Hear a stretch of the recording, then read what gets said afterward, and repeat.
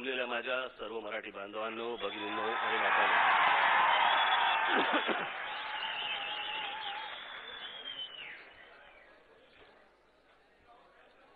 काय माहित नाही आता इतके दिवस बोलत नव्हतो, नीट होतो. आज संध्याकाळी मेळावा म्हटल्यानंतर सकाळपासून सर्दी सुरू झाली.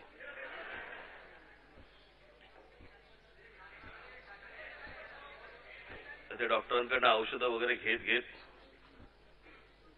त्याला फक्त एवढं सांगितलं, म्हटलं त्या औषधाने ग्लानी येणार नाही एवढं फक्त बघा. कारण तर मी संध्याकाळी काय बोलतोय समोरच्याला कळायचं नाही. पत्रकार उद्या परत येतील माझ्याकडे, काल काय बोललात.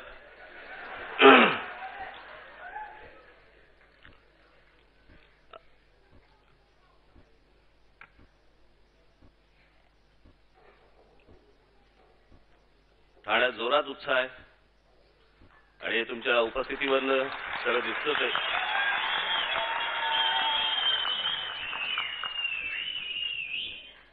आणि अभिजित आणि आपला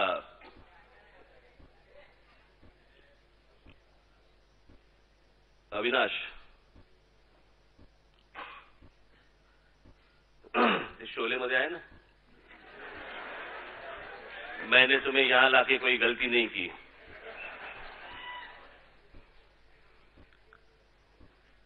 त्याच्यात फक्त ठाकूर बोलतोय, इथं ठाकरे बोलतोय.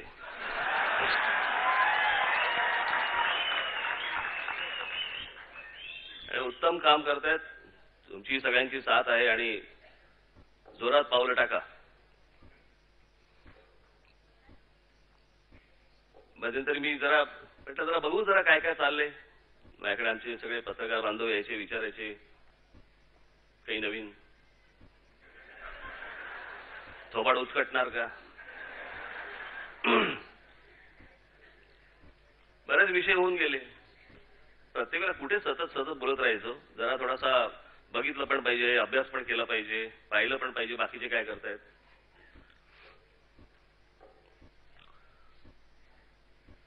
तर काही बातम्या पुढे सोडून द्यायच्या. मध्ये तर त्या कोणते आपले भैयू महाराज,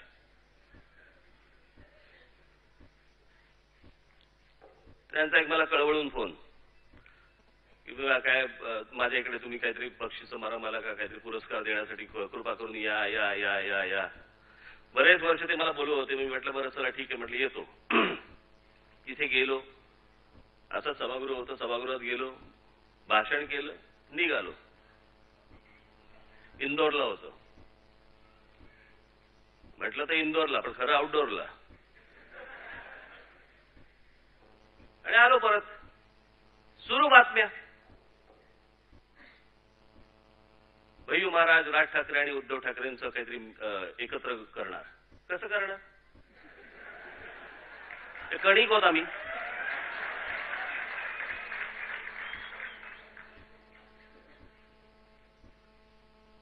नवीन सगळं परत सुरू. काय बातम्या द्यायला काय आमच्या पत्रकारांना तर काय जो न देखे रवी वो देखे कवी, कुठेही घुसतात. आणि माझी आणि म्हणे उद्धवची म्हणे कुठच्या फार्म हाऊस वरती बैठक झाली. हेच प्रश्न निर्माण करणार, हेच प्रश्न विचारायला येणार. काय झाली. माझा प्रश्न होता तर बातमी कशी छापल्या, बातम्या छापल्या कशा काय. स्वतःहून काहीतरी बेधडक देऊन टाकायचं. पण अर्थात मी पत्रकारांनाही दोष देणार नाही, त्यांनाही या बातम्या पुरवल्या जातात. एकेकाची प्रत्येकाची राजकारण असतात. आणि हे भारतीय जनता पक्षाला घाबरवण्यासाठी म्हणून अशा प्रकारच्या बातम्या सोडल्या की बघा आम्हाला नीट वागवा, नाही तर आम्ही तिकडे जाऊ. त्याच्यासाठीच्या बातम्या होत्या. त्यातली भेट नाही, गाठ नाही, काही नाही. यांच्या राजकारणासाठी बातम्या सोडतायत. मग तेव्हाही मला पत्रकारांचे फोन आले. म्हटलं अजिबात मला काय उत्तर पण द्यायचं नाही, बघू म्हटलं जेव्हा द्यायचं तेव्हा देईन. आधी आपण सर्वजण महाराष्ट्राचे आपण सगळे सैनिक आज सकाळची वर्तमानपत्र वाचताना किंवा चॅनलवरती, मी फार बघत नाही पण चॅनलवरती थोड्या बहुत बातम्या पाहताना काही बदल झाला असं नाही दिसत. हे सरकार आलं, ते सरकार गेलं, नवीन सरकार आलं, नवीन सरकार आलं, बातम्या त्याच. महिलांना अजून रेल्वेमध्ये प्रवास करताना सुरक्षित वाटत नाही. आधीच्या सरकारमध्येही वाटत नव्हतं, आताच्या सरकारमध्येही वाटत नाही. तेव्हाही शेतकरी आत्महत्या करत होते, आताही शेतकरी आत्महत्या करतायत. परवा तर त्या देवेंद्र फडणवीस ज्यांच्या घरी जाऊन राहिले होते, मुख्यमंत्री ज्यांच्या घरात जाऊन राहिले होते, त्या शेतकऱ्याच्या घरातल्या महिलेने परवा दिवशी आत्महत्या केली, जिथे मुख्यमंत्री जाऊन राहिले होते. तर काय बोलली माहित नाही.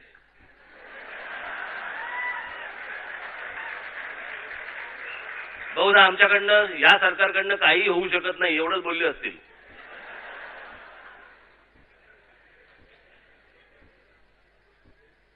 पण त्या बिचारी महिलेने, त्या मातेने, भगिनीने, तिने आत्महत्या केली.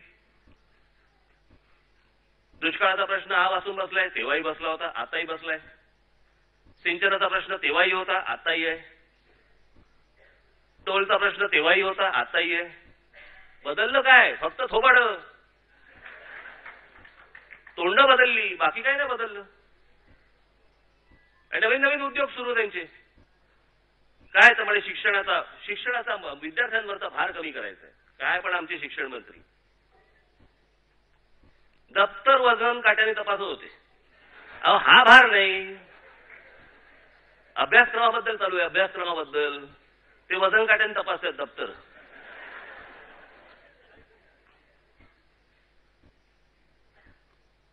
इतक्या लवकर यांची भांडाफोड होईल वाटलं नव्हतं.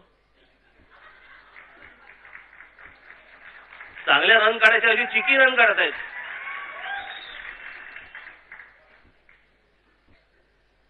तेव्हाही भ्रष्टाचार होता, आताही भ्रष्टाचार आहे. म्हणजे आता तर मला मध्यंतरी सरकारमधली काही माणसं मला बोलली, सरकारी अधिकाऱ्यांमधली मला माणसं काही भेटली. एका खात्यामध्ये बदल्यांसाठी गेल्या 5-6 महिन्यामध्ये फक्त बदल्या, अंतर्गत बदल्या, त्या खात्यातल्या बदल्यांसाठी किती पैसे घेतले गेले? जवळपास 100 कोटीच्या वर. काय फरक पडला? तेही भ्रष्टाचारी होते, हेही भ्रष्टाचारीच. एक आपले देवेंद्र फडणवीस, बराबर चांगला माणूस आहे, खरंच चांगला माणूस आहे, प्रामाणिकपणे काम करतोय. पण करून देतील तर ना. त्यांचे हात बांधलेत, पाय बांधलेत आणि धाव सांगतायत. पण त्यांचा एकूणच आकार पाहता कसं धावण, काय हातपाय न बांधता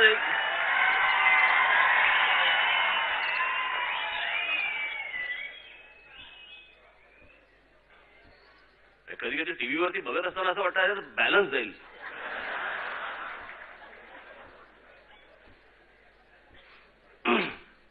त्यांचेही हात बांधलेत, वरती हात बांधलेत. ते मोदी आणि त्या कोणतो दुसरा शहा, त्यांनी हात वरती बांधून ठेवलेत, इथे खालती छळतायत.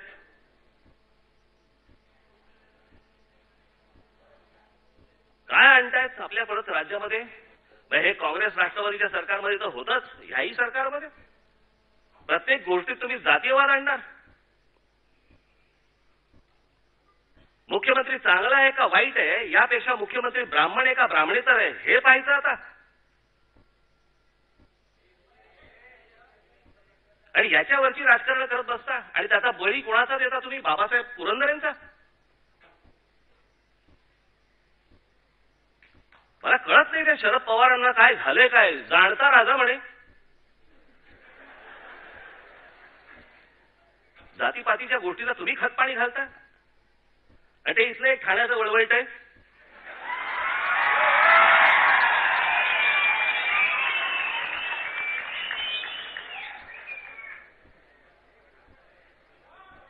लाज वाटत नाही या लोकांना? आपण काय बोलतोय, कोणाबद्दल बोलतोय? ज्या माणसाने संपूर्ण छत्रपतींसाठी, छत्रपती शिवाजी महाराजांसाठी संपूर्ण हयात घालवली अख्खी, आज 92-93 वर्षाचं वय आहे त्यांचं, त्याने एकेरी थाका मारता, एकेरीच बोलता.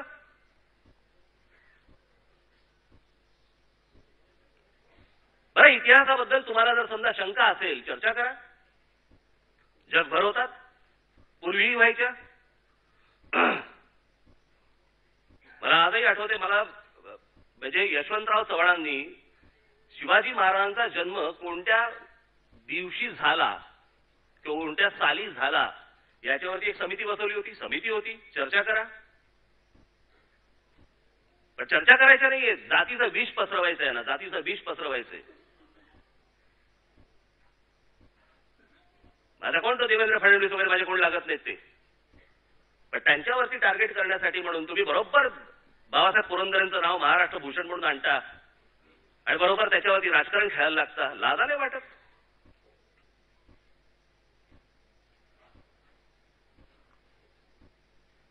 जो माणूस दिवस रात्र दुसरा विचार नाही, छत्रपती शिवाजी महाराजांशिवाय दुसरा विचार नाही. बरं, बोलताय त्यांचा इतिहास काय? त्यांचा कोणी तपासायचा इतिहास? त्याच्यावर फक्त शंकाच आहेत.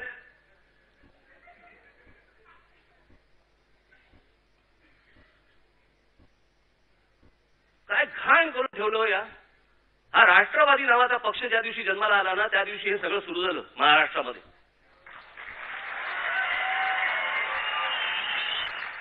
न्यायाचा भाग नाही, आधी होतं, पण ह्यांनी फारच उघडपणे करायला सुरुवात केली, फारच उघडपणे. प्रत्येक आमचे महापुरुष, आमच्या महापुरुषांना जातीची लेबलं लावायची. छत्रपती शिवाजी महाराज मराठ्यांचे, लोकमान्य टिळक स्वातंत्र्यवीर सावरकर ब्राह्मणांचे, आमचे हे महात्मा ज्योतिबा फुले माळ्यांचे, हे ह्यांचे, हे त्यांचे, म्हणजे त्यांनीच पुजायचे, बाकीचे नाही पुजायचे. काय काय महाराष्ट्र आहे? ज्या महाराष्ट्राने आजपर्यंत देशाला विचार दिला, तो महाराष्ट्रात असा खितपत पडलाय जातीपातीत.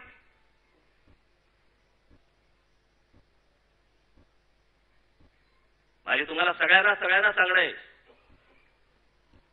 महाराष्ट्र नवनिर्माण सेनेचे जेवढे कोणी पदाधिकारी, जेवढे माझे सहकारी असतील,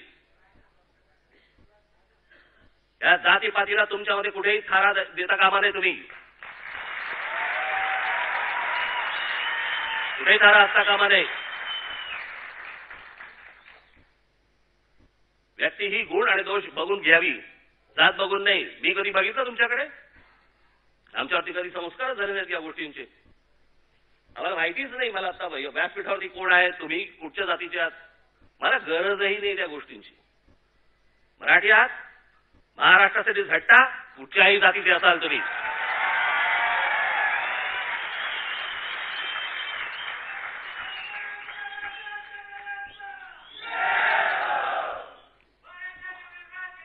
इतके सगळे कष्ट घेतल्यावरती मी ज्यावेळेला त्या बाबासाहेबांना जेव्हा भेटतो, काय त्रास होतो असेल त्या माणसाला आतमध्ये. चर्चा करायला कोणी यायला तयार नाही, कोणी बोलायला तयार नाही. आणि ह्यांचं हे ठरलेलं असतं पहिल्यांदा हे सगळं जातीवरती, कारण मतदान पाहिजे, मतदान, सारखं मतदान. काही नाही मिळालं मग आरक्षण काढा,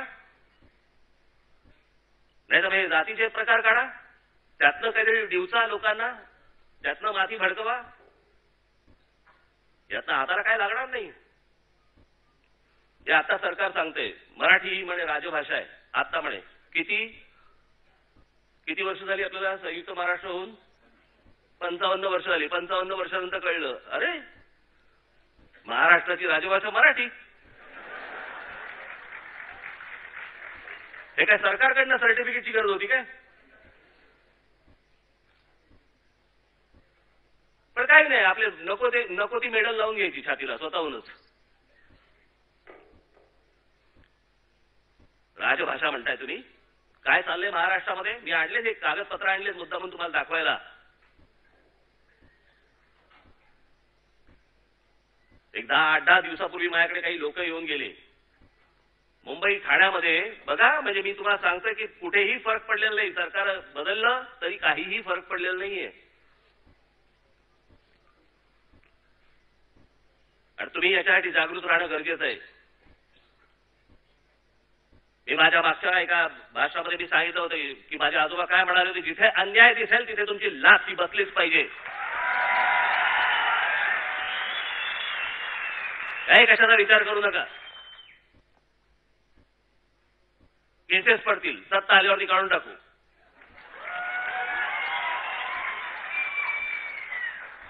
या कुठल्या गोष्टीचा विचार करत बसायचा आणि हे सगळे नादान वाटेल त्या गोष्टी करत बसणार इथे?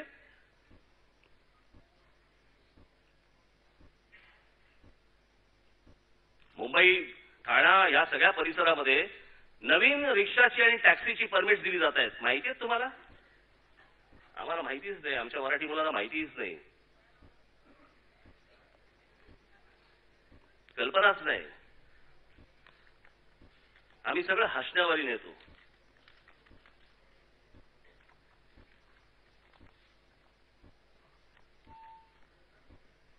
आणि आपल्याच ठिकाणी, आपल्याच महाराष्ट्रामध्ये या मुंबई आणि सगळ्या ठिकाणी आपले मराठी तहसीलदार या बाहेरून आलेल्या सगळ्या लोकांना खोटी सर्टिफिकेट देत आहेत, खोटे बॅच देत आहेत,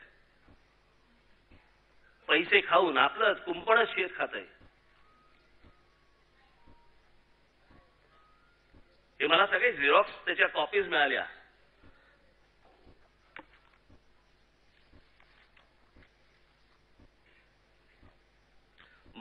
महानंद मिश्र कसले हायस्कूल परीक्षा 1989, माध्यमिक शिक्षा परिषद उत्तर प्रदेश, सर्टिफिकेट आहे. खाली सही करणारा महानंद मिश्र सचिव, त्याची एक ही सही वेगळी. कोणाला फोटो काढायचा काढून घ्या.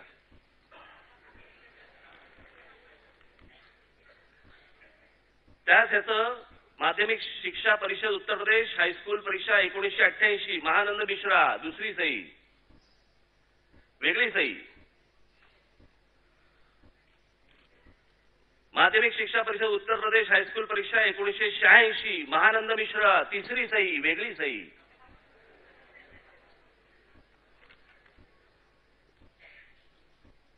कम्प्युटरचे विषय टाकलेले असतात, इथे विषय हाताने लिहिलेले आहेत. हे आपण हसतो म्हणून हे माजतात. आपण हे हसण्यावारी नेतो, तुमच्या लक्षात येत नाहीये. हे फक्त हा विषय उत्तर प्रदेश, बिहार वगैरे असा नाहीये. याच्यामध्ये जवळपास मला जी माहिती मिळाली आहे त्याप्रमाणे जवळपास याच्यामध्ये या सगळ्या प्रांतामधून आलेले लोक आहेत आणि याच्यातले जवळपास 30 ते 40% लोक हे बांगलादेशातून आलेत. विचार करा तुम्ही, ज्या वेळेला ह्या लोकांना टॅक्सी आणि रिक्षाची ज्याला परमिट्स मिळणार, ज्याला त्यांच्याकडे बॅज येणार, बॅज आला की लक्षात ठेवा हे या महाराष्ट्राचे इथले नागरिक झाले, यांना मतदानाचा अधिकार येणार. आणि या सगळ्यांना पोचण्याचं काम दुर्दैवाने आपल्याकडची भारतीय जनता पक्ष करते. आज त्या भारतीय जनता पक्षाचा कुठे गेला होतो माणूस, कुठे आहे पेपर?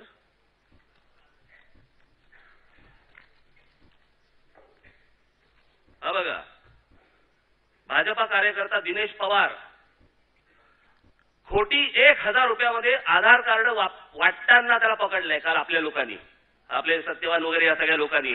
खोटी भाजपचा कार्यकर्ता एका ठिकाणी सुरू आहे, कित्येक ठिकाणी सुरू असेल. तुम्ही गाफील, आम्ही गाफील. निवडणुकीच्या वेळेला विचार करायचा, मतं कुठे गेली, ही अशी मतं वाढली, ही कोण माणसं आहेत, कुठून आली, काही आम्हाला पत्ता नाही, थांग पत्ता नाहीये. जे काँग्रेस करायचे तेच भाजप करते आणि म्हणे पार्टी विथ डिफरन्स. हा वेगळेपणा तुमचा. तुमचे लोक खोटी आधार कार्ड 1,000 रुपयाला घेऊन तुम्ही भरताय, बाहेरच्या लोकांना भरताय. मुंबई, ठाणा, पुणा, नाशिक या सगळ्या ठिकाणचं शहरांमधलं तुम्ही लोकसंख्या वाढवताय, खोटी माणसं भरताय. आमचं लक्ष नाही, आमचं कोणाचं लक्ष नाही, आम्हाला माहिती नाही. उद्या आम्ही कोणाच्या रिक्षात बसणार आहोत, कोणाच्या टॅक्सीमध्ये बसणार आहोत, आम्हाला कल्पना नाही. आधीच संपूर्ण देशाचा विस्कार झालाय. त्या दिवशी तो याकूब मेमन, त्याला फाशी दिली, तमाशा बनवून टाकला, तमाशा बनवला. काही म्हणजे ह्या गोष्टीचं काही गांभीर्य. मुंबईमधल्या बॉम्बस्फोटामधला आरोपी, त्याच्यामध्ये इन्व्हॉल्व असणारा आरोपी, सहभाग असणारा आरोपी, त्याला फाशी दिली जाते. काय पण आमची न्यायालय 22 वर्षांनी निर्णय लागतो, 22 वर्ष लागतात त्याला.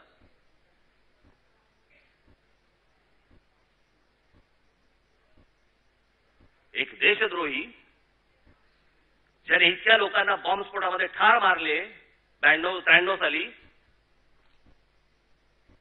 त्याचा तमाशा बनवून ठेवला. मला त्या संपूर्ण ती घटना पाहत असताना मला असं वाटलं की आजच्या या सरकारला, राज्यातल्या किंवा केंद्रातल्या, यांना या देशामध्ये दंगली हव्या आहेत, यांना दंगल हवी आहे. याच्यासाठी म्हणून हे सगळं सुरू आहे. अन्यथा तिकडे फाशी दिली, मग किती वाजता येणार विमान? फाशीच्या आधी त्यांनी काय खाल्लं? मग तो काय करत होता? मग त्याला कशी पुस्तकं दिली? आणि आमच्या मीडियाचे लोक चवीने खातायत, चवीने खातायत.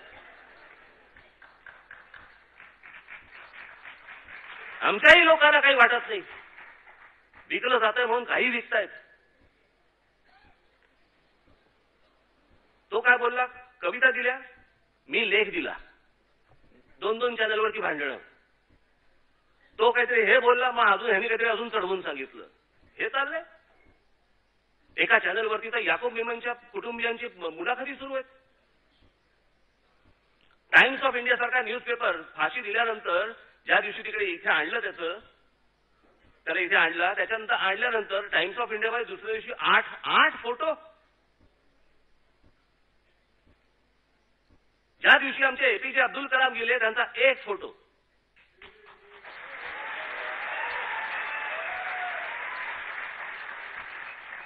कलामांचा 1 फोटो, देशभक्ताचा 1 फोटो, देशद्रोहाचे 8 फोटो.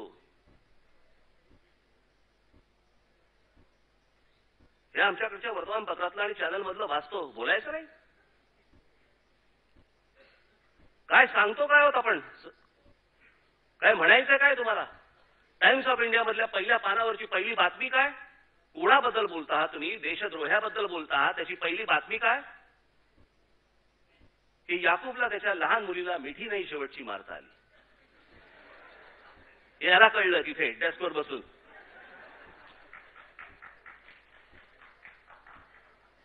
ही पत्रकारिता आम्ही मान्य करायची, पत्रकारांनी आम्हाला शिव्या घालायच्या, आम्ही काय बोलायचं नाही. बरं, न्यायालय कमाल आहे त्या न्यायालयांची. एरवी न्यायासाठी सुट्ट्या सांगतात. दिवाळीची सुट्टी आहे, मे महिन्याची सुट्टी आहे, ही सुट्टी आहे, ती सुट्टी आहे. याकूब मेमनसाठी 3 वाजता सुप्रीम कोर्ट उघडतं.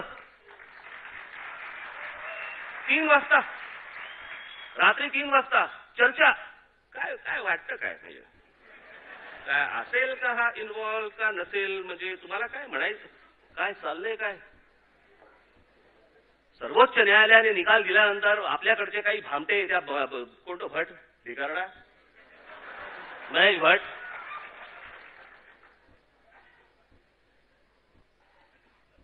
तो नसरुद्दीन शाह, ते बरोबर उलटी भूमिका केली. तिथे अतिरेकाला ठार मारायला निघाले आणि बाहेर पडल्यावरती त्याला फाशी देऊ नये म्हणून पत्र देता तुम्ही. राम जेठमलानी ते तर फिरलेलं आहे टाळकं. राम जेठमलानींकडनं मला तर अपेक्षा पण नाही कुठच्या, कारण ते काही करू शकतात.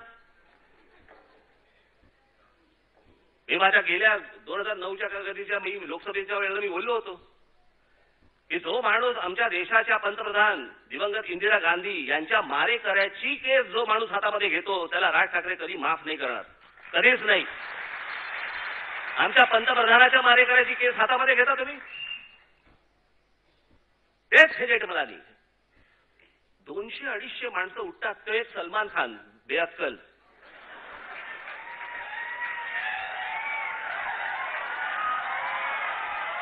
काही त्याला काही अक्कल नाही.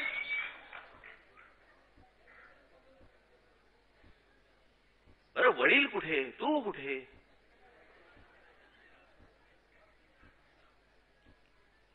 वडील सलीम साहेब हा आदर करण्यासारखा माणूस. याला माहित नाही रात्रीचे 2-2:30-3 वाजता ना, कळलं नाही ट्विटरवर काय चाललंय, आपण काय बोलतो. पण त्याला अक्कल नाही, त्याचं कायद्याचं ज्ञान नाही, तो पेपर वाचत नाही. सलीम साहेबच एकदा बोलले होते, त्याला कोणतरी एकदा प्रश्न विचारला की तुम्ही वाचन करता एवढी तुमची मुलं वाचन करतात का? ते बोले दरवाजाच्या बाहेरचे 4-4 दिवस पेपर उचललेले नसतात. त्याच्यामुळे त्यांच्याकडनं नाही. हे तर शून्य आहेत. याला तर कळायला पाहिजे होतं. याला तर माहिती असायला पाहिजे होतं या सगळ्या गोष्टींचं. मला त्यावेळेला पत्रकारांनी विचारलं मग त्याचे काय त्या अपघाताच्या वेळेला तुम्ही त्याच्या घरी गेलो होता. त्याच्या घरी गेलो होतो त्याच्या वडिलांना भेटायला. त्या घरामध्ये त्या सलीम खान यांचे आणि माझे खूप जुने संबंध आहेत आणि घरगुती संबंध आहेत. हा माणूस माझ्या अतिशय वाईट काळामध्ये माझ्या मागे उभा राहिलाय खंबीरपणे.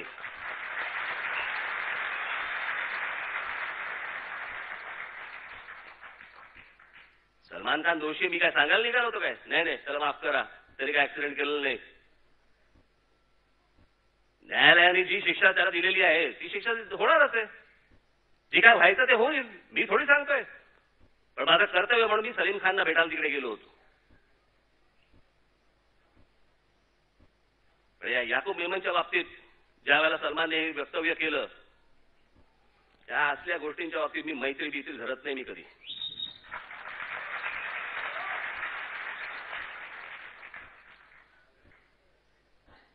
काय परिस्थिती आज ओढवलेली आहे. काय चालू आहे. तो कोण शकील कोण छोटा शकीलच्या मुलाखती छापतायत. काय बोलला टायगर मेमन त्याच्या आई बरोबर काय फोनवरती बोलला यांना कळलं. आता जर यांना कळलं असेल तर याचा अर्थ पोलीस खात्यातले कोणतरी माणसं यांना इन्फॉर्मेशन देत आहेत, त्यांना माहिती देत आहेत, ज्याच्यातनं आज या देशातल्या नागरिकांची माती भडकावीत, ज्याच्यातनं दंगली या देशामध्ये व्हाव्यात, ज्याच्यातनं बॉम्बस्फोट परत व्हावेत, ज्याच्यातनं सतत काहीतरी घडत राहावं आणि ज्यांची सरकार आहेत त्यांच्या पदरात फक्त मतं पडत राहावीत याच्यासाठीचे हे सगळे उद्योग सुरू आहेत. आता याच्यासाठीचे हे सगळे उद्योग सुरू आहेत. निवडणुकांच्या तोंड्यावरती फक्त दंगली घडवत राहायच्या. ते हरामजादे दोन भाऊ आहेतच ते ओवेसी.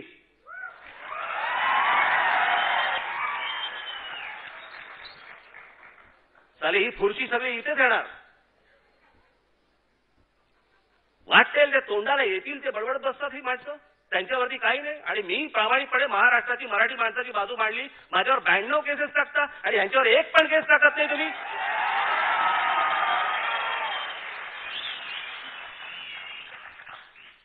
हे सगळं सरकारी आशीर्वादाने. होय मी जबाबदारीने बोलतोय. सरकारी आशीर्वादाने सगळ्या ह्यांच्या गोष्टी सुरू आहेत की तुम्ही हे सगळे बोला, तुम्ही माती भडकवा, ज्याच्यातनं हिंदूंची माती भडकतील, मतदान आम्हाला. वेड्या वाकड्या गोष्टी मी महाराष्ट्रात नाही सहन करणार.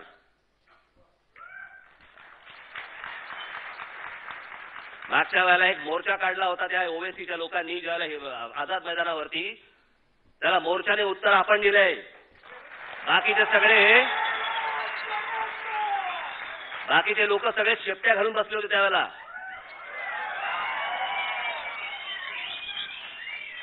कोण पुढे नव्हते आले. आणि आपण मोर्चा जाहीर केल्यावरती मग तिकडे जा, मग त्या काहीतरी स्मारकाला बघा, डागडुजी करा, काही लागलं तर नाही ना. तेव्हा कोणाची हिंमत नाही झाली. पण या ओवेसी आणि या सगळ्या बंधूंना आणि या बाकीच्या लोकांना मी सांगून ठेवतोय, आत्ता सांगतोय, आपल्या समोर सांगतोय, सर्वांच्या साक्षीने सांगतोय, वेड वाकडं जर महाराष्ट्रात काही घडवण्याचा प्रयत्न केला तर राज ठाकरेची गाठ आहे म्हणून लक्षात ठेवा तुम्ही सगळे.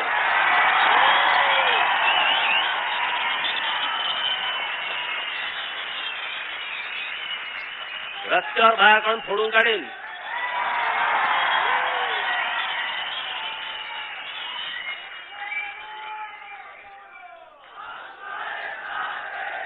न्यायालयाने देखील या गोष्टींचा विचार केला पाहिजे. काय माणसं बोलतात आणि काय चाललंय.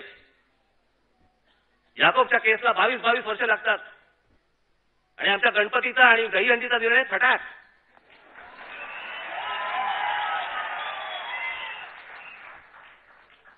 सगळ्यावर बंदी. दहीहंडीमध्ये काय 20 फुटाची करायची, मग काय घरातल्या घरात फोडू. तर हे निर्णय देणारे कोण असतात, काय असतात, मी तुम्हाला सांगतो. माझं तर मागणी आहे, हे जेवढे देशभरामधले जेवढे न्यायाधीश आहेत ना, हे जोपर्यंत न्यायाधीश तिथे त्या खुर्चीत बसलेत तोपर्यंत त्यांचे मोबाईल काढून घ्या, त्यांची इंटरनेट सर्व्हिस काढून घ्या, त्यांच्याकडचे वर्तमानपत्र बंद करून टाका आणि त्यांच्याकडचे चॅनल बंद करून टाका. जो निर्णय येईल तो तात्काळ येईल आणि कायद्याने येईल.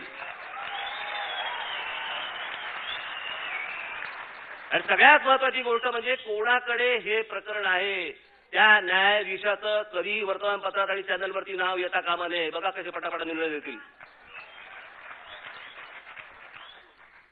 सलमान खानची केस, ऍक्सिडेंटची केस 12 वर्ष. काय तपासताय काय? मला एकदा समजून तर सांगा. काय तपासताय? 12 वर्ष लागतात या गोष्टीला? नाही, प्रत्येक वेळेला बातमी येणार. मग बातमी आली की मग त्या न्यायाधीशाचं नाव येणार. मग न्यायाधीश खाली सगळं सांगणार. मग चालू कोर्टापुढे सुरू.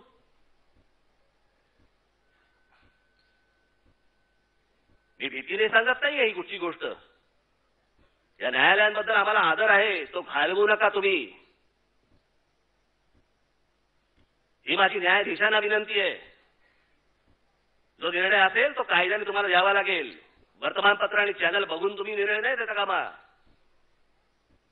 काय येतं मध्येच म्हणजे पब्लिक आउटक्राय. त्याचा काय संबंध?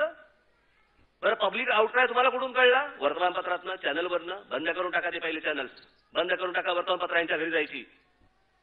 जोपर्यंत न्यायाधीश आहे तोपर्यंत ह्यांना हे सगळं बंद असलं पाहिजे. तर हे न्यायालयामध्ये न्यायाची बाजू धरतील आणि कायद्याने तात्काळ निर्णय देतील. इतके प्रलंबित सगळे आजपर्यंत केसेस आहेत या देशामध्ये, सुटत नाहीत. लोक चक्रा मारतायत, चपला झिजतायत, आयुष्य जातंय, निर्णय नाही. सगळ्या ठिकाणची परिस्थिती आपण जर बघितली, आज देशामधली परिस्थिती, महाराष्ट्रातली परिस्थिती, काय महाराष्ट्रातली परिस्थिती, काय चाललंय तिथे वरती नरेंद्र मोदींचं? कसली मन की बात? बोलतच नाही, मौन की बात. बरं, हेच आरोप करत होते मनमोहन सिंग बोलत नाहीत, आता हेही बोलत नाहीत. मूळ विषयावरती बोलता येत नाही, सांगता येत नाही. आज जी देशामध्ये जी अराजकाची परिस्थिती आहे, काल कळलं तिथे कुठेतरी कोकणामध्ये कोणतरी अतिरेकी शिरले. चला, आमचा सगळ्या बाजूने गेट ऑफ इंडिया येतोय तो घुसतोय. बरं, खरे आहेत खोटे आहेत का निवडणुकांसाठी आले आहेत? बातम्या चालू ठेवायच्या, माती भडकवायची, मतदान मिळालं की निघून गेले.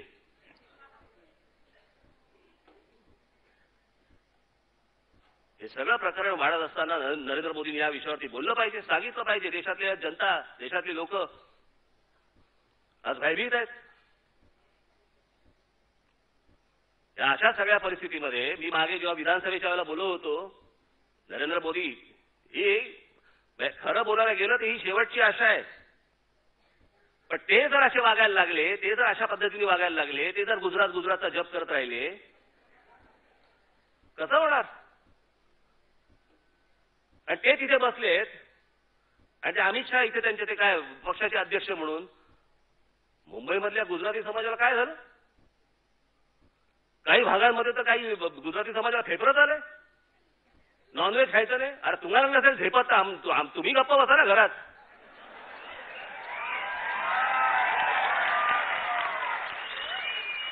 याचा खाण्यापिण्याशी काय संबंध? हे आलं कुठून नवीन हे सगळं? हे सगळं पहिल्यांदा त्या दक्षिण मुंबईमध्ये सगळं सुरू झालं. जेवढी नॉन व्हेजिटेरियन रेस्टॉरंट्स आहेत तेवढी सगळी बंद करायला लावायची. ही कुठची वेगळी दहशत? काय प्रकार सुरू आहे? एका बाजूला हे सगळे खोटे परवाने दिले जात आहेत, एका बाजूला खोटी आधार कार्ड दिली जात आहेत, एका बाजूला हा सगळा सामाजिक सगळा मात चढत चाललाय आणि त्याच्यामध्ये होरपळतोय कोण? आमचा मराठी माणूस. नाही दिशाला बघतोय, समजत नाहीये काय चाललंय, काय होणार आहे, काय घडतंय. आमची कुठे जाणार माणसं? आमची इमारत कोसळून मरणार माणसं.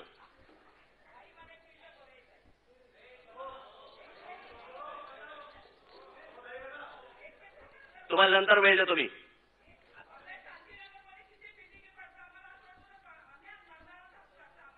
हो, बरोबर आहे.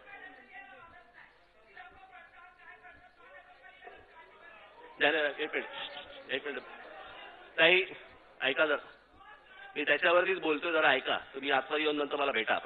आपण काही चुकीचं बोलत नाही. ही व्यथा आहे.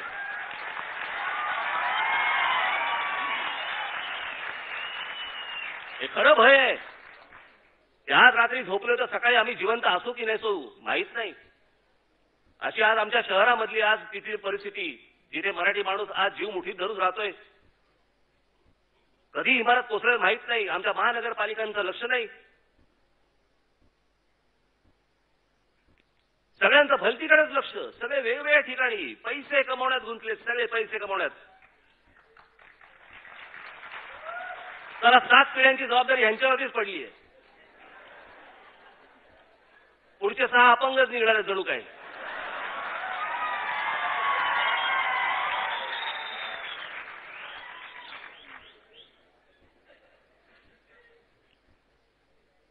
असल्या सगळ्या गोष्टींमधनं वाट काढत असताना तुम्ही मशालीसारखं राहिलं पाहिजे.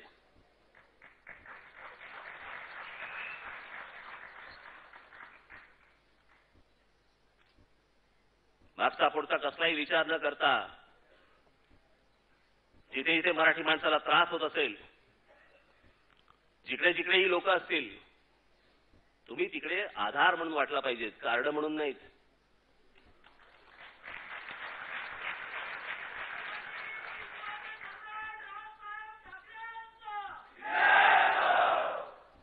आज या सगळ्या गोष्टींमधनं आपल्याला वाटचाल करत पुढे जायचंय.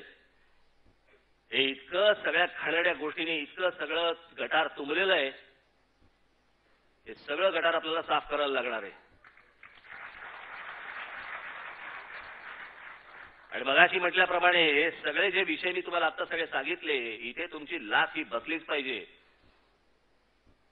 ही आपली वाहतूक सेनेचे लोक कुठे आहेत हे त्यांनी हातात घेतला पाहिजे हा सगळा विषय. तुम्ही बाकीच्यांनी हा सगळा विषय हातामध्ये घेतला पाहिजे, हा सगळा रिक्षा टॅक्सांचा. आणि आज जर तुम्ही गाफील राहिलात या सगळ्या गोष्टींमध्ये, राज ठाकरे सतत सांगतोय, लोकांना असं वाटतंय राज ठाकरेला काहीतरी उत्तर प्रदेश आणि बिहार बद्दल काहीतरी द्वेष आहे. मला कसला आला द्वेष?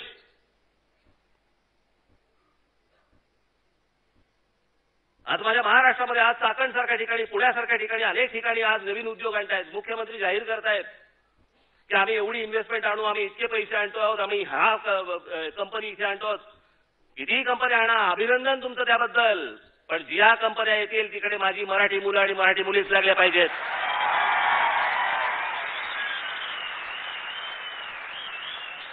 बाहेरच्या प्रांतातले अजिबात खपवून घेतले जाणार नाही.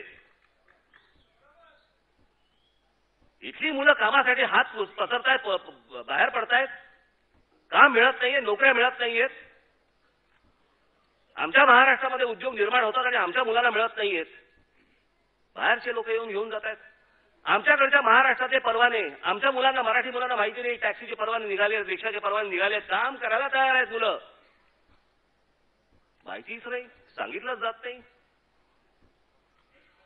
त्या सगळ्या गोष्टींवरती तुमचं बारीक नजर असणं गरजेचं आहे. तुमची बारीक नजर असणं गरजेचं आहे. ती जर असेल तर ह्या कोणाची हिंमत होईल या असली गोष्टी करायची. आणि म्हणून तुम्हाला फक्त एवढंच सांगतोय, जागृत राहा, जागृत राहा, जागृत राहा.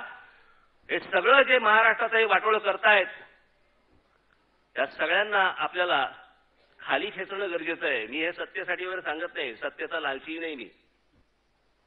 आपली सत्ता रस्त्यावर.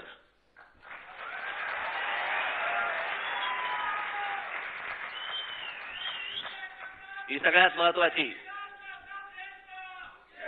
मराठी जनते गरजेचं आहे. त्यांना आपण बरोबर आहोत असं वाटणं गरजेचं आहे. त्याच्यासाठी तुम्ही सगळेजण कामाला लागणं गरजेचं आहे, आवश्यक आहे. पण तुम्ही सर्वांनी जोमाने मोठ्या प्रमाणात कामाला लागावं असे एक आवाहन करतो. आणि आज आपण इतक्या सगळ्या मोठ्या प्रमाणावर इथं आलात त्याबद्दल धन्यवाद देतो आणि आपणा सर्वांची मी रजा घेतो. जय हिंद, जय महाराष्ट्र.